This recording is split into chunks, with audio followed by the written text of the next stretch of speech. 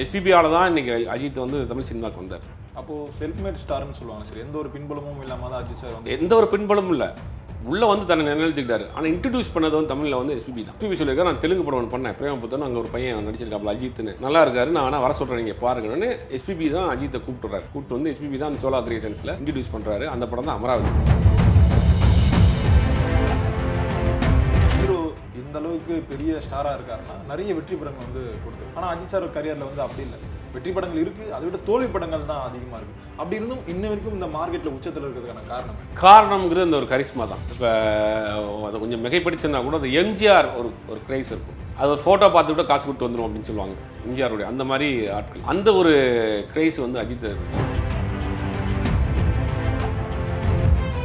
Sir இந்த இடத்துல cinema எப்படி இருக்காருன்னா அவ்வளோ ஈஸியாக வந்துருக்காங்க. இதுக்காக நிறைய வந்து அவமானப்படுத்திருப்பாங்க, நிறைய கஷ்டப்பட்டு. இல்லை, அவமானத்தை காட்டிலும் உடல் ரீதியாக பாதிக்கப்பட்டிருக்காரு நிறையா. ஆக்சிடென்ட்டு, ஸ்பைனல் கார்டு சர்ஜரிலாம் யாருமே பண்ணக்கூடாது. அப்படி ஸ்பைனல் கார்டு சர்ஜரி பண்ண ஒரு நபர் எந்திரிச்சு திருப்பி நடிக்க யார் ஃபைட் பண்ணுறாருங்கிறது பெரிய விஷயம். அது வளர்ந்து வரக்கூடிய நேரத்தில் பண்ணதெல்லாம் பெரிய ரிஸ்கியான விஷயம். மாதக்கணக்கில் ஹாஸ்பிட்டல் இருக்குது. அது வரைக்கும் ஒரு 6-7 சர்ஜரி பண்ணியிருப்பாங்க. எல்லாத்தையுமே தன்னைத்தானே ஓவர் கம் பண்ணி வரக்கூடிய ஒரு படத்துக்குலாம் வந்து முக்கியமான படம். அந்த படத்துக்கு புக் பண்ணிட்டாங்க. ஒரு சர்ஜரி பண்ணி படுத்தார், வரவே மாட்டாருன்ட்டு அந்த படத்துக்கு வேற ஒருத்தர் வச்சு பூஜை போட்டாங்க. இவர் தெரிஞ்சு போனோடனே இவர் வந்து நேராக போய் அந்த கம்பெனியை ஃபோன் பண்ணி வர சொல்லி, நான் வரவே மாட்டேன்னு நினைச்சிங்களா, இதோட போயிடும் நான் அப்படின்ற மாதிரி ரொம்ப சென்டிமெண்ட்டாக பேசி அந்த படத்தை அப்புறம் பூஜை போட்டு அந்த ஹீரோவை மாற்றி அப்புறம் இவரை வச்சே பண்ணாங்க. அஜித் விஜய் மோதல் என்ன சார் தொடரும்? பூவேலுக்கான் ஹிட் கொடுப்பாரு, அவர் அமர்க்களம் பண்ணுவார். இந்த மாதிரி மாறி ஹிட் வரும். ஒரே காலகட்டத்தில் வளர்ந்தனால அது ஆடியன்ஸ் வந்து அவங்கள வந்து ஒரு காம்படேட்டராகவே பார்க்க ஆரம்பிச்சாங்க. பட் பெர்சனலாக அவங்க 2 பேருக்குள்ள எந்த பிரச்சனையும் கிடையாது. ஆரம்பத்தில் 2 பேரும் சேர்ந்து ஒரு படம் பண்ணாங்க, ராஜாவின் பார்வையில். அந்த படம் ஷூட்டிங்க்கு விஜய் வீட்டில் இருந்து தான் சாப்பாடு வரும். இவர் போய் பிக்கப் பண்ணிட்டு அவர் போவார். அந்த அளவுக்கு நல்ல நட்பதாக இருந்தாங்க.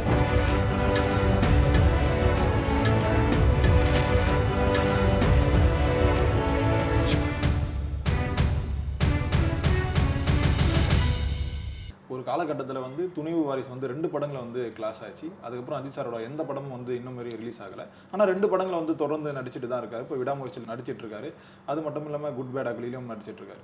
இப்போ அந்த அஜித் ரசிகர்களோட அந்த ஆர்வம் இருக்குல்ல சார், ரொம்பவே அதிகமாக இருக்குது. ஒரு ஆந்தம் ஒன்று ரிலீஸ் பண்ணிட்டு அதுக்கு வந்து எங்கே பார்த்தாலும் அஜித்துன்னு சொல்லி கத்திட்டு இருக்காங்க. அஜித்துக்கான அந்த ஃபேன்ஸ் வந்து இன்னமும் அப்படியே தான் இருக்காங்களா சார்? அதாவது எப்படின்னா, அஜித் ஃபேன்ஸ் வந்து ஒரு ஆர்கனைஸ்டாக இருக்க மாட்டாங்க. ஒரு மன்றத்துலேயோ ஒரு அமைப்புலையோ இருக்க மாட்டாங்க. இப்போ ஒரு அஜித் ஃபேன்ஸ் அந்த மாதிரி இருக்கவங்கன்னா ஒரு 45-50 வயசு இருக்கு வச்சுங்க. அவர் சின்ன வயசில் அஜித் ஃபேனாக இருப்பார். இன்றைக்கி ஏதோ ஒரு கம்பெனியில் எவ்வளோ பார்த்துட்டு இருப்பார். அஜித் பிடிக்கும், பட் அதில் வந்து ஆர்கனைஸ்டாக இருக்க மாட்டாங்க. ஏதோ படம் பார்க்குற மட்டும் ஒன்று சேர்ந்துக்கிறாங்க. அந்த மாதிரி ஆட்கள் அங்கே பிரிஞ்சிருப்பாங்க. அது ஏதாவது ஒரு விஷயம் வர்றப்போ அதை கையில் எடுத்து மாதிரி பண்ணுவாங்க. மற்ற மன்றம் வச்சு அதுக்காக மன்றத்தில் அந்த மாதிரியான வேலைகள்லாம் அஜித் ஃபேன்ஸு செய்ய மாட்டாங்க. அது இப்போ கொஞ்ச நாளைக்கு முன்னாடி நடந்ததுனால தான் மன்றம் கலைக்கப்பட்டது. இப்போ ஆர்கனைஸ்டு மன்றமே கிடையாது. அப்போ அஜித் ரசிகர்கள்லாம் பல இடங்களில் அப்படி இருப்பாங்க, சைலண்டாக இருப்பாங்க. அஜித் படமே நல்ல படம் தான் பார்ப்பாங்க அவங்க. அப்படி ஒரு ஆட்கள் அந்த கும்பல். மெச்சூர்டான ஒரு இது. அஜித் படமே நல்ல படமாக தான் பார்ப்பாங்க. அஜித் படம் எத்தனை படம் ஓடாமல் இருக்கு. அப்படி அஜித்தை பிடிக்கும், அதெல்லாம் வந்து ரொம்ப வெறித்தனமாக இருக்க மாட்டாங்க. அங்கங்கே பிரிஞ்சு இருப்பாங்க. அது எப்பயாவது முக்கியமான விஷயங்களுக்கு மட்டும் வந்து ஒன்று சேர்த்துக்குவாங்க. அந்த மாதிரியான ஆட்கள் ஏதாவது ஒரு விஷயம் வர்றப்ப ரொம்ப நல்லாச்சு, கொஞ்சம் கடத்தில் இறங்குவோம், படமும் வரல அப்படிங்கிறதுக்காக ஒரு ட்ரெண்டிங் அப்படி கிரியேட் பண்ணி வர்றது. ஆனால் அதுக்கு பின்னாடி அவருடைய ஆட்கள், மன்றத்து ஆட்கள், அந்த மாதிரியான விஷயங்கள்லாம் இருக்கும், கண்டிப்பாக இருக்கும். இப்போ அந்த கடவுளேன்னு சொல்லி கத்துறாங்களே சார், அதில் அதெல்லாம் டூ மச். அது கடவுளேன்னு கத்துறதெல்லாம் வந்து யாரை சொல்கிறது, எதுக்கு சொல்கிறது, கடவுளுக்கும் மனிதனுக்கும் வித்தியாசம் இல்லையா? அது ஆர்வக்கோளாறுல சில பேர் லூஸ் டாக் விடுறது தான். அஜித் சார் இந்த ஆரம்ப காலகட்ட சினிமா வந்து எப்படி சார் இருக்கும்? ஆரம்ப கால சினிமா பார்த்தீங்கன்னா முதல்ல பிரேம புத்தகம்னு ஒரு தெலுங்கு படம் பண்ணுறாரு. தெலுங்கு படம் பண்ணிட்டு ஆரம்பத்தில் வந்து எல்லாருக்கும் தெரியும், ஒரு பைக் மெக்கானிக்காக இருந்தார். அப்போ பைக் ரேஸ் போயிட்டு இருந்தார். அவருக்கு ஒரு பெரிய இங்கே பைக் ஓட்டக்கூடிய நண்பர்கள் கூட்டம் இருந்துச்சு வெஸ்ட் மாமூத்தில். அந்த கும்பலில் நம்ம ரிச்சர்டும் இருந்தார். ரிச்சர்ட்லாம் இருந்தார். ஒரு பெரிய குரூப்பு. வெஸ்ட் மாமூத்தில் 5 லைட்ஸ்னு ஒரு ஏரியா இருக்கும். அந்த ஏரியாவில் தான் ஈவினிங் நேரத்தில் டாப் போட்டு பைக் ரேஸ் போக, அதான் ஒரு படம் 2 படம் பண்ண பிறகும் அந்த மாதிரி வேலைகள் பண்ணிட்டு இருந்தார்.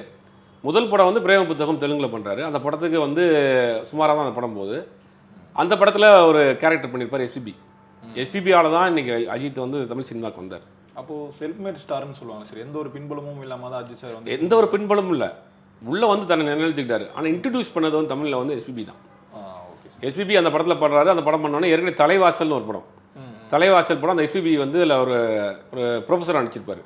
அதே நிறுவனம் டைரக்டர் செல்வா, சோலா கிரியேஷன்ஸு, அதே டீம் என்ன பண்ணுறாங்கன்னா அமராவதினு ஒரு படம் பண்ணுறாங்க. அந்த படத்துக்கு ஹீரோ தேடிக்கிட்டு இருக்காங்க, ஹீரோ கிடைக்கல. அப்போ எஸ்பிபி சொல்லியிருக்காரு, நான் தெலுங்கு படம் ஒன்று பண்ணேன், பிரேம புத்தன், அங்கே ஒரு பையன் நடிச்சிருக்காப்புல அஜித்னு, நல்லா இருக்காரு, நான் வேணா வர சொல்கிறேன் நீங்கள் பாருங்கன்னு எஸ்பிபி தான் அஜித்தை கூப்பிட்டுறாரு. கூப்பிட்டு வந்து எஸ்பிபி தான் அந்த சோலா கிரியேஷன்ஸில் இன்ட்ரடியூஸ் பண்ணுறாரு. அந்த படம் தான் அமராவதி. அந்த படத்தில் ஆரம்பித்த கெரியர் தான். அப்படியே போயிட்டு இருக்கு. ஆரம்ப காலத்தில் நான் டெவலப் ஆகிறப்ப ஏகப்பட்ட ஸ்ட்ரகிள் அவருக்கு. இந்த உடல் ரீதியாக பிரச்சனை, சர்ஜரி, அது இது நிறையா போயிட்டு இருந்துச்சு. ஒரு சில படங்களுக்கு அட்வான்ஸ் கொடுத்துட்டு இவர் வருவாரா மாட்டாரான்னு திருப்பி வாங்கின கதைகள்லாம் கூட இருந்திருக்கு. அந்த மாதிரி ரொம்ப ஒரு ஸ்ட்ரகிள் ஆகி பல சிக்கலில் பிரச்சனைகள்லாம் மாட்டி மாட்டி அப்படி அப்படி வந்து அதுக்கு ஷாலினி மேரேஜுக்கு பிறகு அப்படியே ஒரு ஸ்டாண்டர்டாக ஒரு இடத்த பிடிச்சி இன்றைக்கி வரைக்கும் ஒரு பெரிய தலையாக போயிட்டு இருக்கிறாரு. இதுதான் அஜித்துடைய அந்த கிராஃப்ட். எல்லாருக்கும் மேக்ஸிமம் தெரிஞ்சிருக்கும், தெரியாத ஆள்களுக்காக சொல்கிறேன். அஜித் வந்து சொல்ல மாதிரி செல்ஃப் மேட் தான். எந்த பக்கபலமும் கிடையாது. அவருடைய கால் ஷீட் பார்த்துக்கிறது, அவருடைய இது பார்த்துக்கிறது, டேட் பார்த்துக்கிறது, அவருக்கு கூட இருக்கிறது, யாருமே ஃபேமிலி சம்மந்தப்பட்ட ஆட்கள் வச்சுக்க மாட்டார் அஜித். இது வரைக்கும் கிடையாது. இப்போ அப்பா இருக்கார், அம்மா இருக்காங்க, சித்தப்பா இருக்கார், மாமா இருக்கார். எந்த நடிகராக இருக்கட்டும், எந்த டேரக்டராக இருக்கட்டும் பார்த்தா சொந்தக்கார 4 பேர் இருப்பாங்க. சினிமாக்குள் அஜித் அந்த சம்மந்தப்பட்ட யாரையுமே உள்ள விட மாட்டார், யாரையும் சேர்த்துக்கிற மாட்டார். ரிச்சர்ட் இவ்வளோ ட்ரை பண்ணி போராடிக்கிட்டு இருக்கார்ல, அவரோட சொந்த மச்சான் அஜித் ஏன் இது வரைக்கும் பயன்படுத்தலை? ஒரு படத்துலையாவது கூப்பிட்டு அவர் சின்ன ரோல் பண்ணியிருக்கலாம்ல, பண்ண மாட்டார். என்னுடைய கேரியர் வேறு, ஃபேமிலி வேறு. ஆனால் ஃபேமிலிக்கு ரொம்ப இம்பார்ட்டன்ட் கொடுப்பார். ரிச்சர்டு வந்து கிட்டத்தட்ட அவரும் ஒரு 15 வருஷம் போராடிக்கிட்டு இருக்கிறாரு. ரிச்சர்டு ஒரு படத்தில் ஒரு செகண்ட் ஹீரோவோ இல்லை ஏதோ ஒரு கேரக்டர் போட்டு ஏன் வந்து டெவலப் பண்ணி கொண்டு வரல? ஆனால் இத்தனைக்கு பர்சனலாகவும் ரிச்சர்டு ஃப்ரெண்டு. அப்படி இருந்தும் கூட அஜித் வந்து சினிமா சம்மந்தப்பட்ட ஃபேமிலி சம்மந்தப்பட்ட ஆட்களை தன்னுடைய கேரியரில் கொண்டு வரவே மாட்டார். அதனாலலாம் அவர் செல்ஃப் மேட். அவர் மாமாவையோ சித்தப்பாவையோ பெரியப்பாவையோ கால் ஷீட் பார்க்குறாரு, சித்தப்பா கால் ஷீட் பார்க்குறாரு, இல்லை இன்னொரு கம்பெனி செல் கம்பெனி மாதிரி வச்சுக்கிறாங்க. இப்போ சத்யராஜ் சார் இருந்தாருன்னா அவர் ராஜ் ஃபிலிம்ஸ் இன்டர்நேஷனல் ஒரு கம்பெனி வச்சுருந்தாங்க. அவருடைய ஃப்ரெண்ட் ராமநாதன் தான் அந்த கம்பெனியுடைய ப்ரொடியூசர். ஆனால் ஏறக்குறைய இவருடைய கம்பெனி தான். அதே பாக்யராஜ் வந்து பாக்கியம் சினி கம்பெனிஸ் பழனிசாமின்னு ஒருத்தர் வச்சுருந்தார். அது ஏறக்குறைய பாக்யராஜ் சாருடைய கம்பெனி தான். இந்த மாதிரி ஒரு இந்த மாதிரியான கம்பெனி வச்சுக்கல, இது வரைக்கும் சொந்தக்காரங்களை யாரையும் கூட வச்சுக்கல. எல்லாமே அவர் ஓன் டிசிஷன் தான், அவர் செல்ஃபாக எடுக்கக்கூடிய முடிவு தான். அதனால தான் அவர் செல்ஃப் மேட் அப்படிங்கிறாங்க. அஜித் சார் இந்த இடத்துல சினிமா எப்படி இருக்காருன்னா அவ்வளோ ஈஸியாக வந்திருக்கணும். இதுக்காக நிறைய வந்து அவமானப்படுத்திருப்பாங்க, நிறைய கஷ்டப்படுத்திருப்பாங்க. அதை பற்றி கொஞ்சம் சொல்லுவாங்க. இல்லை, அவமானத்தை காட்டிலும் உடல் ரீதியாக பாதிக்கப்பட்டிருக்காரு நிறையா. ஆக்சிடென்ட்டு, ஸ்பைனல் கார்டு சர்ஜரிலாம் யாருமே பண்ணக்கூடாது. அப்படி ஸ்பைனல் கார்டு சர்ஜரி பண்ண ஒரு நபர் எந்திரிச்சு திருப்பி நடிச்சு யார் ஃபைட் பண்ணுறாருங்கிறது பெரிய விஷயம். அது வளர்ந்து வரக்கூடிய நேரத்தில் பண்ணதெல்லாம் பெரிய ரிஸ்கியான விஷயம். மாதக்கணக்கில் ஹாஸ்பிட்டல் இருக்காது. இது வரைக்கும் ஒரு 6-7 சர்ஜரி பண்ணியிருப்பாங்க. எல்லாத்தையுமே தன்னைத்தானே ஓவர் கம்பெனி வரக்கூடியவர். அசிங்கம் அப்படிங்கிற போது ஒரு படத்துக்கெலாம் வந்து முக்கியமான படம், அந்த படத்துக்கு புக் பண்ணிட்டாங்க. இவர் சர்ஜரி பண்ணி படுத்தார், வரவே மாட்டாருன்ட்டு அந்த படத்துக்கு வேறு ஒருத்தர் வச்சு பூஜை போட்டாங்க. இவர் தெரிஞ்சு போச்சு.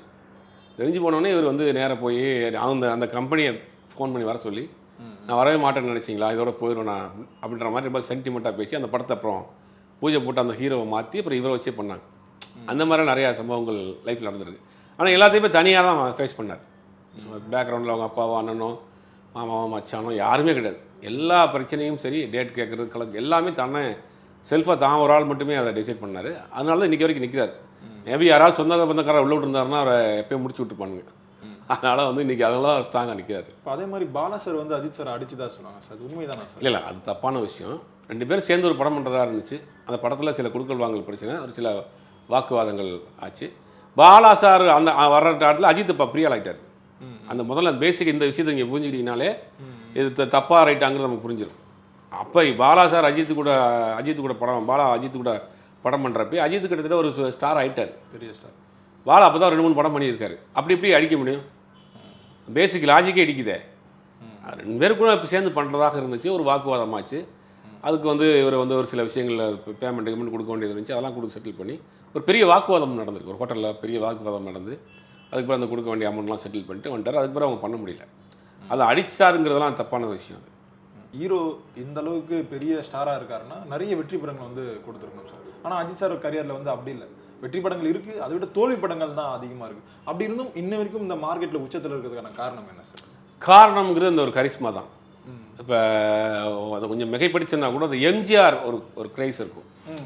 அது ஒரு ஃபோட்டோ பார்த்துட்டு காசு கொடுத்து வந்துடும் அப்படின்னு சொல்லுவாங்க எம்ஜிஆருடைய. அந்த மாதிரி ஆட்கள் அந்த ஒரு க்ரைஸ் வந்து அஜித் இருந்துச்சு, ஆரம்பத்துலேருந்தே இருக்குது.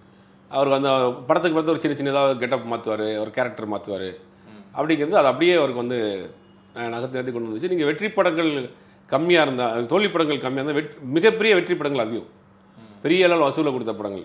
சிட்டிசன் பார்த்தோம்னா ஒரு 4-5 கெட்டப்பில் பண்ணியிருப்பார். வரலாறு பார்த்தா ஒரு 3 கெட்டப்பில் பண்ணியிருப்பார். ஒரு படத்தில் ரொம்ப ஒல்லியாக இருப்பார், ஒரு படத்தில் குண்டாக இருப்பார். வீரமில் பார்த்தா ஒரு சால்ட் அண்ட் பெப்பரில் இருப்பார். அந்த மாதிரி மாறி மாறி பண்ணியிருப்பார். விஸ்வாசத்தை பார்த்தா ஒரு வில்லேஜ் பேக்ட்ராப்பில் பண்ணியிருப்பார். இந்த கெட்டப் சேஞ்ச் பண்ணிகிட்டே இருப்பார். கொஞ்சம் கொஞ்சமாக ஒரு படத்துக்கும் அஜித் படத்தை நீங்கள் எடுத்து லிஸ்ட் பார்த்துட்டிங்கன்னா ஒரே மாதிரி இருக்கவே மாட்டாது. ஒரு சின்ன சேஞ்சஸாக இருக்கும். அஜித்தை இந்த அளவுக்கு மோல்டு பண்ணி கொண்டு வந்ததில் சரண், வசந்த் இவங்கெல்லாம் முக்கியமான காரணம். சரண்லாம் கிட்டத்தட்ட ஒரு 5 படம் பண்ணியிருக்காரு. எல்லாமே ஹிட் படம், பேக் டு பேக். அந்த மாதிரி நல்ல டேரக்டர் கிடைச்சாங்க. ஆரம்ப காலத்தில் ஆவரேஜ் படமாக இருந்தாலும் அவருக்கு ஒரு பிஸ்னஸ் இருந்துச்சு, அது கிளியராக போயிட்டு இருந்துச்சு. அந்த பேஸ் அப்படியே நின்றுச்சு. அப்படியும் சார் இப்போ நம்ம அஜித் சாரை பற்றி ஏதாவது ஒரு விஷயம் தெரிஞ்சிங்கன்னா சுரேஷ் சந்திரா மூலியமாக தான் அந்த விஷயம் வந்து தெரிஞ்சிக்க முடியுது. இந்த நட்பு வந்து எங்கே வந்து சார் தொடர்ந்தது? நிறைய கதைகள் சொல்கிறாங்க. ஆனால் வந்து அவர் வந்து ஒரு நண்பராக தான் அறிமுகமாயிருக்கார். சுரேஷ் சந்திரா வந்து அஜித்துக்கு ஒரு நண்பராக அறிமுகமாகி அப்புறம் அவர் தான் டேட்டு, மற்றபடி மற்ற கால் ஷீட்லாம் அவர் தான் பார்த்துக்கிறாரு.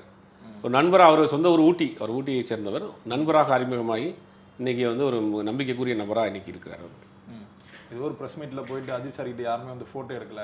அந்த டைமில் வந்து சுரேஷ் சந்திரா சார் நீங்கள் இப்போ பெரிய ஆளாகலாம், இன்னும் கொஞ்சம் நாளில் பெரிய ஆளை மாறிடுவீங்க சார் அப்படின்னு சொன்னதால தான் அஜித் சார் வந்து இன்னமும் ஒரு கூட வச்சுட்டு இருக்கதா ஒரு ஸ்டோரி சொன்னாங்களே சார். அது ஏறக்குறைய அது உண்மை தான். ஊட்டியில் ஒரு படப்பிடிப்பில், இவர் சொந்த ஒரு ஊட்டியில் ஒரு படப்பிடிப்பு நடக்கிறப்ப இவரை சந்தித்ததாகவும் அங்கே சில விஷயங்கள் பேசினதில் அவர் ரொம்ப பிடிச்சி போய் அப்புறம் இவரை கண்டினியூ பண்ணி கொண்டு வந்தார். இன்றைக்கி வரைக்கும் அவர் தான் பார்க்குறாரு. வேறு யாருமே அவருக்கு வந்து மேனேஜர் கிடையாது, டேட் பார்க்குறது கிடையாது, எல்லாமே இவர் தான் பார்க்குறாரு. அவர்கிட்ட இருந்தால் எல்லா செய்திகளுமே வெளியே வருது. அப்படிங்கும்போது அந்த சம்பவம் ஏறக்குறைய அது உண்மை தான். அது சார் இப்போ ஒரு காலகட்டத்தில் வந்து அஜித் சார் வந்து இந்த பத்திரிகையாளர்களை பார்த்தா ரொம்ப ஜாலியாக பேசுவார், ஃப்ரெண்ட்லியாக பேசுவார்லாம் சொல்லுவாங்க சார். அதுக்கப்புறம் ஏன் சார் இப்போ பத்திரிகையாளர் வந்து சந்திக்காமல் அப்படியே தனியாக இருக்காரு? இல்லை, பத்திரிகையாளர் மட்டும் இல்லையே, பொது நிகழ்ச்சிகளுக்கே வரது இல்லையே. இப்போ விஜயகாந்த் அவர் இறந்து போனார், நைட் 2 மணிக்கு வீட்டுக்கு போகிறேன்னு சொன்னாருன்னு ஒரு பெரிய இஷ்யூ ஆச்சு. அப்போ மாதிரி இந்த மாதிரி வெளியில் இறங்கினா நமக்கு ஒரு பெரிய க்ரௌடு வந்துடும், சமாளிக்க முடியலையோ, ஏதாவது பிரச்சனை ஆயிருமோ. அந்த ஒரு இந்த படத்தில் ஒரு ஆக்சிடென்ட் ஆச்சு, இந்த கட்டவுட்டில் பாலாபிஷேகம் பண்ணி ஒரு பெரிய அந்த இன்சிடென்ட்டுக்கு பிறகு ஒரு டோட்டலாக சேஞ்ச் ஆகிட்டார். பயப்படுறார். நம்மளால் வெளியில் போய் இறங்கி அங்கே ஒரு கூட்டம் சேர்ந்து அதனால் ஏதாவது ஒரு பிரச்சனை வந்துச்சுன்னா அதுக்கு ஃபுல் ரெஸ்பான்ஸ் நான் தானே. இப்போ நான் போய் நிற்கிறேன், இறங்கி ஒரு இடத்துக்கு போகிறேன், ப்ரெஸ் மீட் நடத்துதாங்க, தள்ளுமுள்ளாயிருச்சு, நம்ம ஏதாவது வார்த்தையை விட்டுறோம், இல்லாட்டி அவங்க ஏதாவது வேறு ஏதாவது தப்பாக போட்டுறாங்க, அப்படிங்கிறதுக்கு எல்லா ரெஸ்பான்ஸ் நான் தானே. ஒரு நிகழ்ச்சிக்கு போகிறேன், அங்கே கூட்டு இந்த கும்பல் வந்து ஏதாவது தள்ளுமுள்ள ஆயிடுச்சு, ஏதாவது நடந்துச்சுன்னா நான் தானே ரெஸ்பான்ஸு. அப்போ அந்த இதுக்கு வந்து மரியாதை கொடுக்கணும் அப்படிங்கிறது தான் ரொம்ப சேஃப்டியாக இருக்கார். இதை வந்து தேவையில்லாமல் போய் மாட்டிடக்கூடாது. 5 மணி காட்சி கொடுத்து ஒரு ஆக்சிடென்ட் ஆச்சு தெரியும், அந்த பிரச்சனைக்கு பிறகு ரொம்ப கேர்ஃபுல்லாக இருக்கணும் அப்படிங்கிறதுல இருக்கார். மற்றபடி சந்திக்கக்கூடாது அப்படிங்கிறதெல்லாம் ஒன்றும் கிடையாது. இப்போ இந்த அஜித் விஜய் மோதல் எங்கே சார் தொடங்குது? ஒரே காலகட்டம் தான், 2 பேரும் ஒரே. இப்போ எம்ஜிஆர் சிவாஜி, ரஜினி கமல், அப்புறம் அஜித் விஜய், சிம்பு தனுஷ், மணிகண்டன் கவின், இது வந்து ஒரே காலகட்டங்களில் வரக்கூடிய 2 நடிகர்களை ரசிகர்களை பிரிச்சுக்கிடுவாங்க. இவர் ஒரு பார்ட் ஆஃப், இவர் ஒரு பார்ட் அப்படிங்கிற மாதிரி. அந்த மாதிரி ஒரே காலகட்டத்தில் வளர்ந்தவர்கள் மாறி மாறி தொடர்ந்து ஹிட் கொடுத்துட்டு இருந்தார். இவர் பூவேரகான் ஹிட் கொடுப்பார், அவர் அமர்க்களம் பண்ணுவார். இந்த மாதிரி மாறி மாறி ஹிட் வரும். ஒரே காலகட்டத்தில் வளர்ந்தனால அது ஆடியன்ஸ் வந்து அவங்கள வந்து ஒரு காம்படேட்டராகவே பார்க்க ஆரம்பிச்சாங்க. பட் பெர்சனலாக அவங்க 2 பேருக்குள்ள எந்த பிரச்சனையும் கிடையாது. சரி, இல்லை சார், நான் அந்த படத்தில் இந்த பாட்டு மூலயமா சண்டை போடுறது, டைலாக் மூலயமா சண்டை போடுறது, இந்த மாதிரி அது ரசிகர்களை வந்து சும்மா ஒரு உற்சாகம் வச்சுருக்காரு. இமயமலையே என் பேரானாலும் உனக்கு என்ன அப்படிங்கிறலாம் வச்சுருப்பாங்க. அப்புறம் திருமலைன்னு ஒரு படம் பண்ணிட்டு இருந்தார், திருமலைன்னு ஒரு படம் பண்ணிட்டு இருக்காரு. இந்த படத்தில் ஒரு பாட்டு வச்சுருப்பாங்க. அப்படிங்கிறதா இதை ரசிகர்களே வந்து ஒரு பூஸ்டப்புக்காக அவங்கள ஒரு உற்சாகம் வச்சுக்கிறதுக்கு ஆரம்பத்தில் 2 பேரும் சேர்ந்து ஒரு படம் பண்ணாங்க, ராஜாவின் பார்வையினர். அந்த படம் ஷூட்டிங்க்கு விஜய் வீட்டில் தான் சாப்பாடு வரும் 2 பேருக்கும். இவர் போய் பிக்கப் பண்ணிட்டு அவர் போவாராம் கூலிங் ஸ்பாட்டுக்கு. அந்த அளவுக்கு நல்ல நட்பதாக இருந்தாங்க. இப்போயுமே பார்த்தீங்கன்னா கோட்லனா அதெல்லாம் வந்து அவருடைய இதெல்லாம் கான்ட்ரிபியூஷன் நிறையா இருந்திருக்கும். ஆனால் இப்போ ஏதாவது ஒரு படம் சம்மந்தப்பட்டது விஜய் வந்தால் உடனே அஜித் சாரோட ஃபோட்டோஸ் வந்து அதிகமாக வந்துடும்.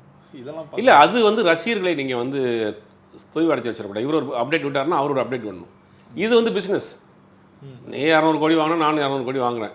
அப்போ 200 கோடி யார்? அந்த ரசிகர்கள் 200 கோடி. அப்போ அந்த ரசிகர்களை வந்து தொய்வடைச்சி விட்டுறக்கூடாது. அப்போ அவங்களுக்கு ஏதாவது ஒரு தீனி போட்டே இருக்கணும். அப்படிங்கும்போது நான் அந்த ரசிகர்களை உற்சாகம் வச்சுக்கிறதுக்காக மாற்றி அப்டேட்ஸ் இவர் இன்றைக்கி விட்டாரும் அடுத்த நாள் உடனே வந்துடும், நைட்டே வந்துடும். அதை வந்து அவங்க வந்து ஒரு பிஸ்னஸ் ஸ்ட்ராட்டஜியாகவே பண்ணிகிட்டு இருக்காங்க. இது பெர்சனலாக பார்த்தா 2 பேரும் நல்லா தான் இருக்கிறாங்க. தனிப்பட்ட முறையில் பேசிக்கிறாங்க, தனிப்பட்ட முறையில் விஷ் பண்ணிக்கிறாங்க. அது பெர்சனலாக நல்லா தான் இருக்காங்க. ஓகே சார், பொறுத்திருந்து பார்ப்போம் சார் என்ன நடக்குது. ரொம்பவே நன்றிகள் சார் எங்களோட இவ்வளோ நேரம்